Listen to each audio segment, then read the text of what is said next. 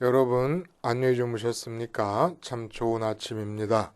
우리 2015년 10월 23일 금요일 말씀으로 드리는 오늘의 번제 함께 합니다. 신명기 10장 12절에서 22절까지 말씀으로 같이 합니다. 우리는 16절까지만 같이 읽어보겠습니다. 시작. 이스라엘아, 내 하나님 여호와께서 내게 요구하시는 것이 무엇이냐? 곧 내 하나님 여호와를 경외하여 그의 모든 도를 행하고 그를 사랑하며 마음을 다하고 뜻을 다하여 내 하나님 여호와를 섬기고 내가 오늘 내 행복을 위하여 네게 명하는 여호와의 명령과 규례를 지킬 것이 아니냐? 하늘과 모든 하늘의 하늘과 땅과 그 위의 만물은 본래 네 하나님 여호와께 속한 것이로되 여호와께서 오직 네 조상들을 기뻐하시고 그들을 사랑하사 그들의 후손인 너희를 만민 중에서 택하셨음이 오늘과 같으니라. 오늘 우리가 함께 읽은 말씀 중심으로 마음의 할례와 양피 모둠 쟁반이라는 제목의 하나님 말씀 증거합니다. 할례라고 하는 것이 그 이스라엘의 경우 갓 태어난 지 8일 된 아가의 몸에서 양피를 베어내는 것 아닙니까?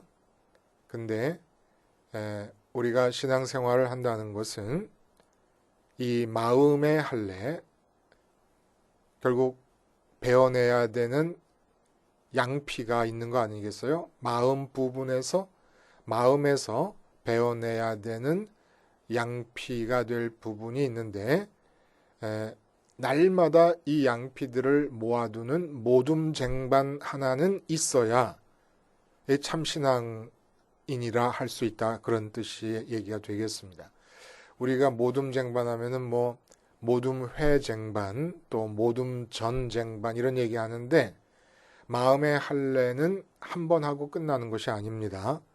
날마다 마음의 할례를 행함으로써 누구나 마음의 할례 때 베어낸 양피가 모아지는 모둠 쟁반 하나쯤은 있어야 된다. 자, 이러한 제목으로 함께 우리가 말씀을 살펴보면서 말씀드리고 싶은 얘기는 저희 그 외할머니의 조상들 중에 있었던 이야기입니다. 외할머니도 물론 돌아가셨고 또 지금 말씀드리려는 이분도 오래전 분이지요. 임진왜란 때에 계셨던 분이시니까 임진왜란 때 결국 이 외적에 의해서 죽임을 당하시는데 돌아가신 뒤에 그 죽임 당하셨던 내용들이 이제 왕에게 알려지면서 충정공으로 봉해집니다. 충정공이라고 하는 것은 충절을 기릴 만한 사람에게 왕이 내리는 시호 아니었습니까? 내용이 어떤 내용이냐? 경상도 어느 고을의 사또로 지내셨다 그래요. 그 마을의 이름을 얘기했는데 제가 지금 기억을 못해요. 말씀을 해주셨는데 외할머니가 임진왜란 때 외적이 쳐들어와서 곡간 열쇠를 내놓으라고 강압합니다.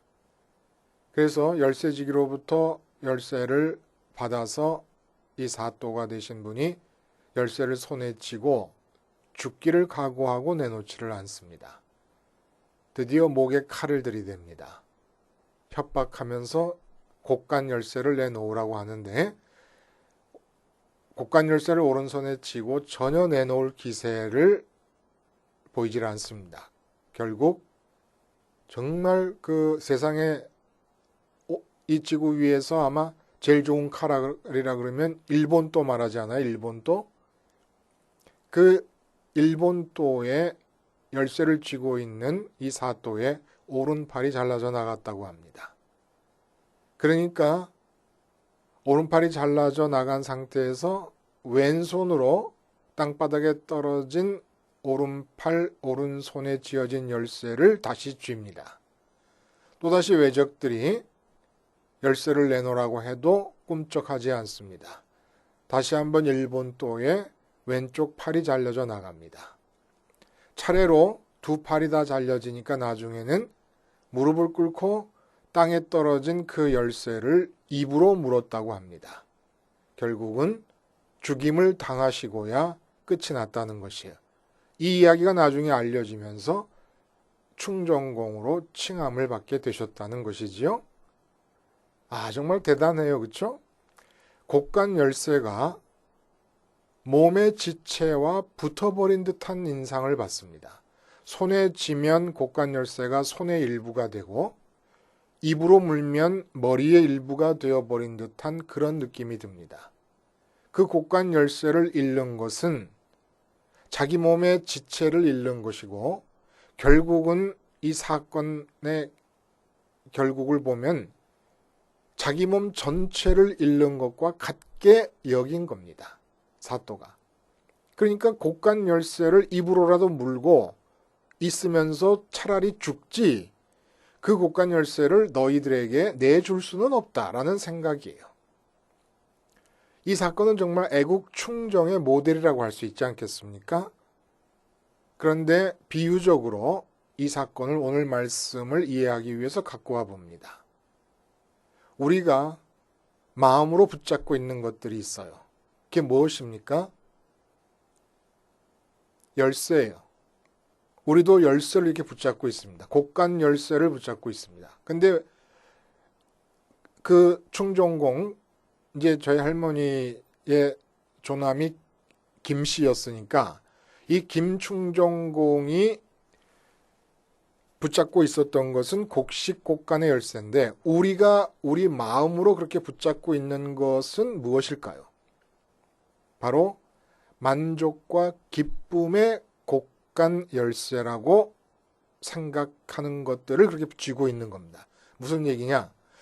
이 열쇠만 붙잡고 있으면 내가 이 생을 만족과 기쁨으로 행복하게 살 수 있다. 이 곡간 열쇠를 잃어버리면 나는 만족도 없고 기쁨도 없고 행복이 사라져버리고 만다. 그러니까 이 곡간 열쇠가 없다는 것은 내 삶이 없다는 것과 마찬가지다 라고 생각하는 것들이 있다는 거예요.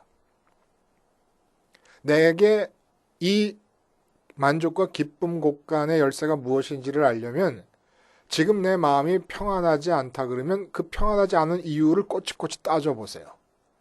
그리고 왜 지금 내 마음이 기쁘지 않은가? 그 기쁘지 않은 이유를 한번 따져보세요. 걱정을 하고 있으면 걱정과 불안한 것의 이유를 따져보면 내가 지금 마음에 쥐고 있는 열쇠, 내 인생의 행복을 위해서 이것이 없으면 나는 죽는 것과 마찬가지다라고 쥐고 있는 게 무엇인지 알 수가 있게 됩니다. 그게 건강일 수 있어요. 재물일 수 있습니다. 회사를 다니는 분들에게는 승진일 수 있어요. 어떻게든지 승진이 돼야 된다고 생각해요.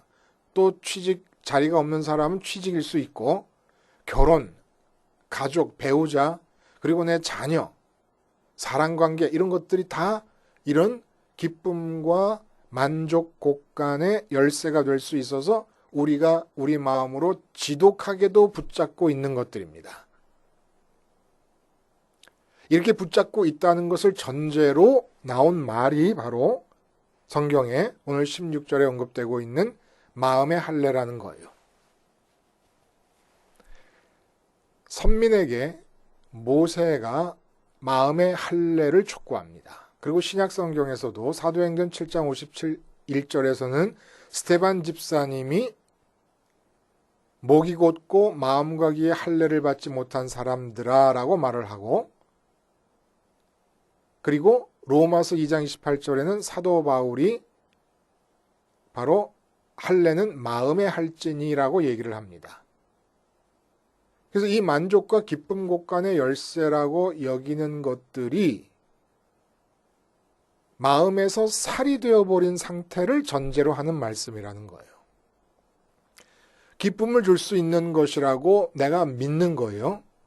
그래서 내 마음이 아끼고 좋아하고 사랑하다 보면은 내 마음에 살이 되어버립니다. 그러니까 마음으로서는 마음 자신의 살이 되어버렸기 때문에 절대로 놓을 수가 없는 상태가 되어버린 거예요. 그래서 할례라는 말이 나온 겁니다. 베어버린다는 얘기가 나온 거예요. 한때 회자했었고 여전히 기회만 되면 우리 입에 그런 맥락의 이야기를 하다 보면 저절로 떠오르는 단어가 하나 있어요. 내려놓음이라는 단어예요. 참으로 매력적인 단어죠. 그리고 신앙생활에 도움이 될 수도 있는 면이 있습니다. 그러나 궁극적인 차원에서 보았을 때 이것이 될 수 있었다고 하면은 성경에서 마음의 할례라는 말이 나올 필요가 없었겠지요. 할례라는 것은 내려놓는 것이 아니라 잘라내는 것입니다.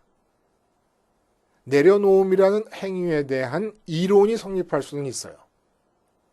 그러나 그 누구도 세상에서 내가 기쁨과 만족을 줄 수 있는 것이라고 믿어서 마음으로 아끼고 좋아하고 사랑하게 된 것을 자기 스스로 내려놓을 수 있는 사람은 존재하지 않습니다. 그것에 대한 사랑이 시간이 지나면서 식어가지고 저절로 떨어져 나갈 수는 있을지 모르지만 지금 현재 내가 열렬히 마음으로 아끼고 좋아하고 사랑하고 있는 것인데 그것을 내려놓는다. 이건 불가능합니다. 그럴 수 있다 그러면 정말 예수님의 십자가는 구원을 위해서 그렇게까지 유일한 길이라고 얘기할 수 있을 만큼 필수적인 사건이겠는가? 그렇지 않죠. 내가 내려놓을 수 있다 그러면. 마음의 살이 되어버릴 정도로 세상에서 좋아하고 사랑하는 기쁨과 만족의 열쇠들, 이제는 마음으로부터 잘라낼 수 있을 뿐입니다. 이렇게 마음에서 살이 되어버린 세상 것을 잘라버림이 바로 마음의 할례라는 거예요. 마음의 할례가 뭐냐? 내게 기쁨과 만족을 줄 수 있을 거라고 생각해가지고 내 마음으로 진짜 그걸 아끼고 좋아하고 사랑하는 것. 그것이 잘 되고 그것이 있어야 내가 행복할 수 있다고 믿는 것. 이 세상에 있는 것들 중에서 바로 그것을 마음으로부터 잘라내는 것이 바로 마음의 할례라는 거예요. 할례는 말씀드렸듯이 아가의 몸에서 양피, 포피라고도 해요. 포피를 베어서 버리는 것입니다. 우리 마음이 아끼고 좋아하고 사랑하는 것들 뭐예요? 내 건강, 재산, 돈, 승진, 내 가족, 내 배우자, 인생 성공, 형통, 부흥, 명품, 좋은 집, 좋은 차, 좋은 예배당. 얼마나 마음에 사랑스럽습니까? 이 모든 것 하나하나가. 이 모든 것들이 바로 마음에서 베어낼 마음의 양피와 포피라는 거예요. 욥을 한번 봐요.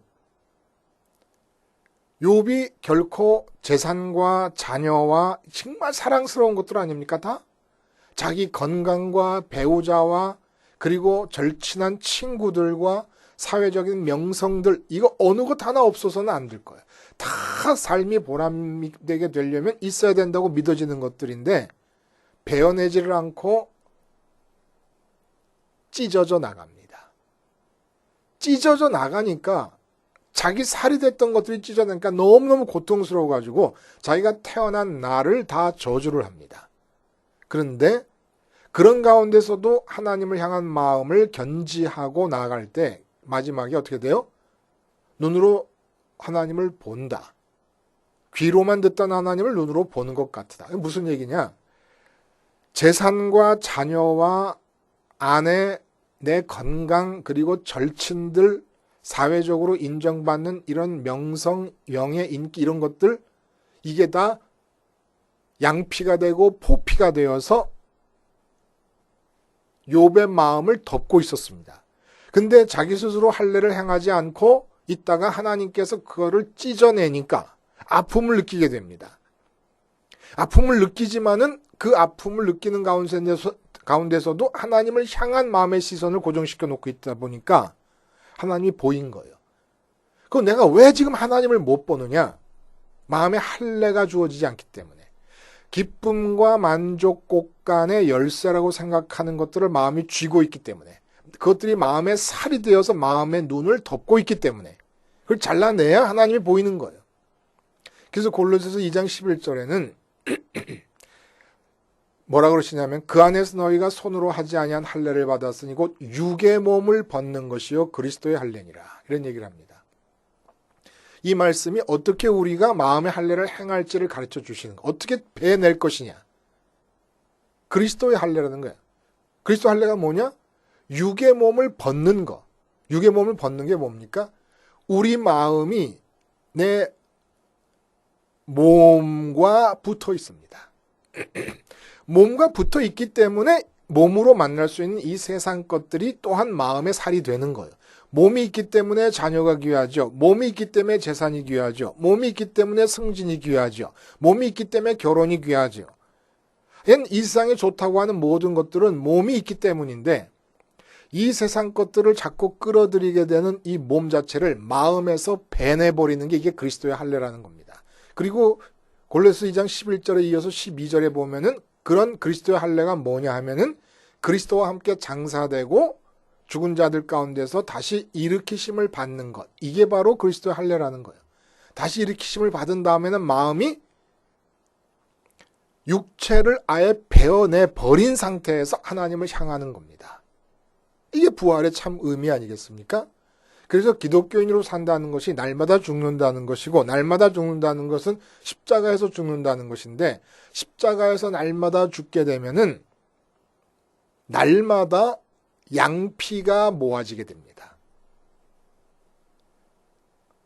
우리 마음에 대해서 예를 들어서 내 재산이 너무 귀하다. 근데 십자가에서 죽어서 마음이 붙잡고 있는 그 재산을 내 재물을 잘라버립니다. 그 재물만 잘라버리면 되냐? 욥의 경우를 보니까 재물이 잘라져도 다 잘라진 게 아니에요. 또 자식을 붙잡고 있어요. 그러니까 십자가에서 죽어서 또 자식을 잘라냅니다. 그러니까 내한테 재산과 자식과 내 건강과 내 아내, 내 배우자, 내 친구들, 사랑관계 이런 것들이 다 뭐냐 하면 다 십자가를 통해서 잘라내줘야 되는 양피들이고 그거를 날마다 내 마음이 붙으려고 하고 내 마음이 아까워서 좋아하고 붙잡으려고 해서 살이 될 것들을 다 잘라내다 보니까 양피 모둠 쟁반 하나는 있어야 된다 이겁니다. 내 자식이 누굽니까? 내 마음에 대해서는 마음과의 관계, 내 자식도 하나님의 세상에 내신 존재요. 하나님의 뜻 안에 있는 존재입니다. 그러나 내 마음에 대해서는 내 자식이 양피입니다. 베어낸 양피예요. 내 재물이 얼마나 귀합니까? 하나님의 뜻이 임해서 얼마든지 유용하게 쓰일 수 있는 것이지만은 내 마음에 대해서 내가 그것을 좋아하고 있다는 전제하에서는 그것이 내 양피 모둠 쟁반에 올라가야 되는 베어낸 양피 쪼가리들입니다.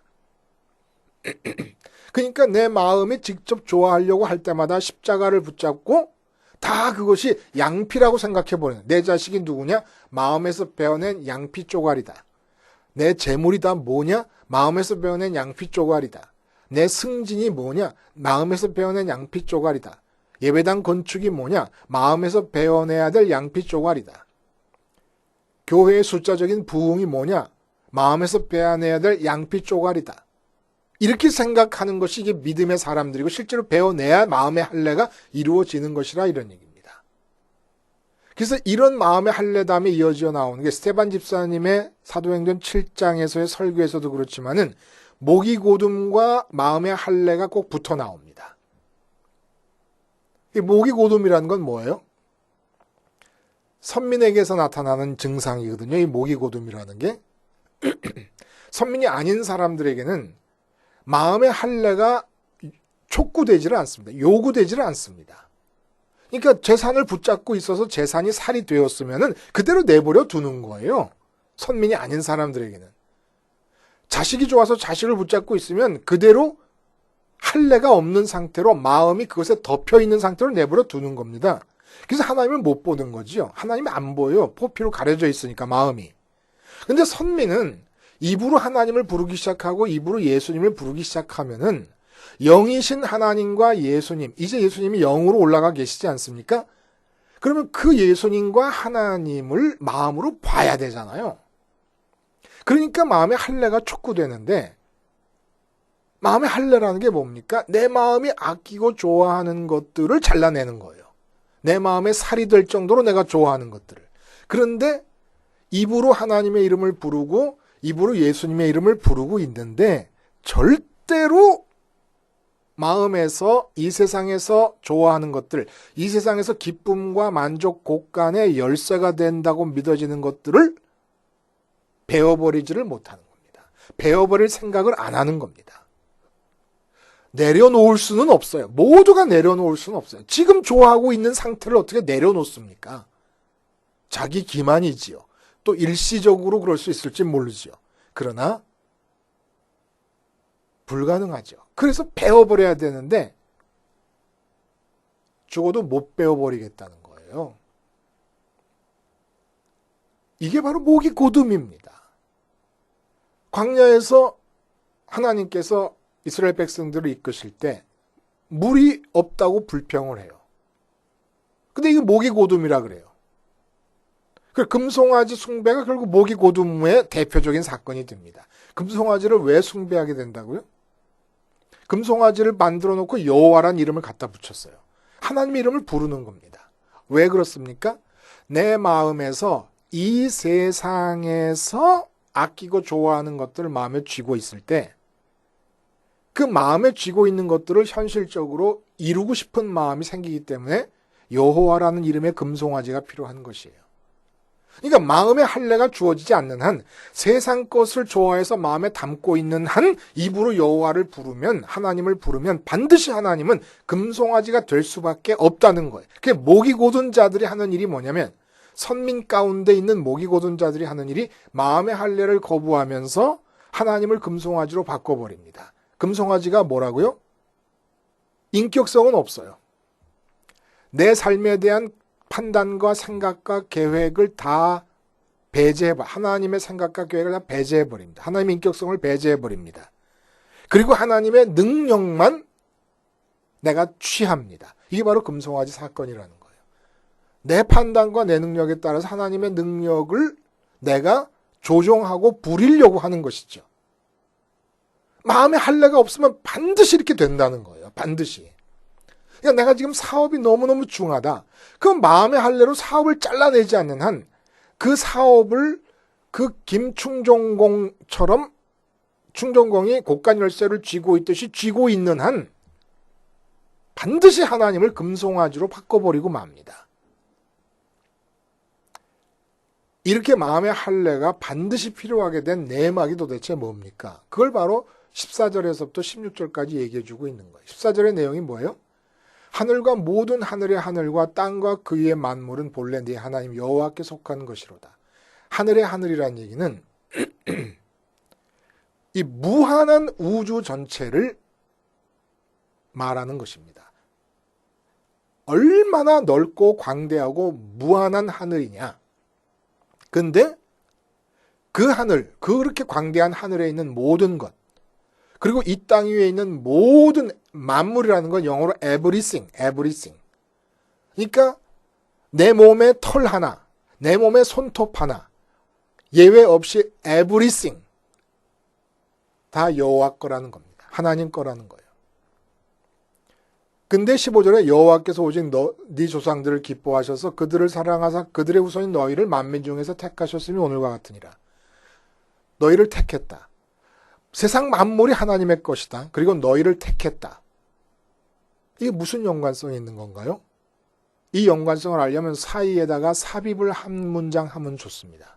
어떤 문장을 삽입하냐 하면 세상에 있는 에브리싱이 다 하나님 것인데 세상 모든 사람들은 그 하나님 것을 도둑질해서 자기 것으로 삼고 살고 있다. 그런데 15절에 하나님이 너희를 택하셨다. 그러면 택하셨으니까 그러므로 어떻게 해야 되느냐? 너희는 마음에 할례를 행하고 다시는 목을 곧게 하지 말라. 그러니까 마음의 할례는 뭡니까? 모든 게 하나님 것인데 왜 하나님 거를 너희 마음에 집어넣느냐 이겁니다. 그래서 너희 마음에 집어넣고 아끼고 살아가다 보니까 너희 마음에 살이 돼버리지 않았느냐 이런 얘기예요. 세상 모든 사람은 다 그렇게 도둑질해서 하나님 것을 자기 것인 것처럼 사랑하고 아끼느라고 마음에 살이 된 채로 마음에 포피가 덮인 채로 하나님을 못 보고 살아가지만 너희를 택하셨다 하나님이. 그러면 왜 택하셨는 줄 아느냐? 마음의 할례를 받으라고. 그게 할례가 선민의 표징이지 않습니까? 그 마음의 할례가 선민의 표징이 돼. 내용적으로 마음의 할례. 이거는 신약 성경에까지도 유용한 거예요. 육체의 할례는 신약 성경에 오면 의미가 없어집니다만은 마음의 할례는 신약 성경에까지도 계속 와서 의미가 살아나고 선민의 표징이 돼요. 선민이 누구냐? 모든 세상 사람들이 에브리싱이 하나님 것인 이 세상 안에서 마음에 담는다는 것은 자기 것으로 훔쳐냈다는 얘기거든요. 그렇게 살고 있는 가운데 선택받았으니까 너희도 똑같이 유전자가 있어서 세상 사람들과 마찬가지로 세상 것을 좋아하는 바람에 그것들이 마음에 살이 되어버렸는데 선택받았으니까 이제는 마음에서 살이 되어버린 세상 것들, 좋아하는 것들을 다 잘라버려라. 잘라버리라고 선택을 했는데도 하나님의 이름을 부르고 예수님의 이름을 부르면서까지도 그걸 못 잘라내겠다고 한다고 하면 너희가 목이 곧은 것이다. 목이 곧은 자는 목을 꺾어버릴 것이고 그것이 바로 38년 동안 광야에 돌리면서 출애굽 2세대를 다 죽이신 하나님의 그럴 수밖에 없는 공의로움의 결과라는 것을 기억하고 목이 고둠의 상태에서 벗어나서 마음의 할례를 행해라. 왜 그렇게 붙잡고 있느냐는 거예요. 왜? 자식. 하나님 건데 에브리싱이 하나님 거고 그 에브리싱 안에 포함되어 있는 게 내 자식이고 에브리싱 안에 포함되어 있는 게 내 재물이고 내가 내 거라고 생각하는 내 재물이고 내가 내 거라고 생각하는 내 몸이고 내 건강인데 그래서 하나님 건데 왜 훔쳐내가지고 그걸 그렇게 지독하게 그 김충전공이 열쇠를 붙잡고 있는 것처럼 그렇게까지 붙잡고 있느냐는 얘기예요. 외적이 충전공의 팔을 잘라내듯이 하나님께서 이런 시련 저런 시련을 주시면 사업할 때 시련을 주시고 자식 키울 때 시련을 주시고 건강에 시련을 주셨으면 선민인데 시련을 주셨으면 이건 하나님이 미워서 주신 것이 아니지 않느냐는 얘기예요. 알아들어야 되지 않느냐는 얘기예요. 목이 곧다는 거예요. 왜 마음의 할례를 행하지 않으려고 하느냐는 겁니다. 근데 여기다 대고 설교에 뭐라고 얘기를 하느냐. 내 마음이 붙들고 있는 게 재산이에요. 내 마음이 붙들고 있는 게 건강이에요. 내 마음이 붙들고 있는 게 가정이고 자녀예요. 그러면 마음이 붙들고 있는 것들을 하나님 믿으면 잘 된다고 얘기를 해버리니까 마음의 할례를 행할 수 있는 기회도 없고 행해야 된다는 깨달음조차도 없는 거예요. 그러니까 뭐가 마음의 할례 때 잘라버려져야 되는 양핀지도 모르는 거예요. 아예. 그리고선 신앙생활을 하고 있는 겁니다, 우리가. 십자가 생활화를 하지 않게 된 이유가 뭡니까?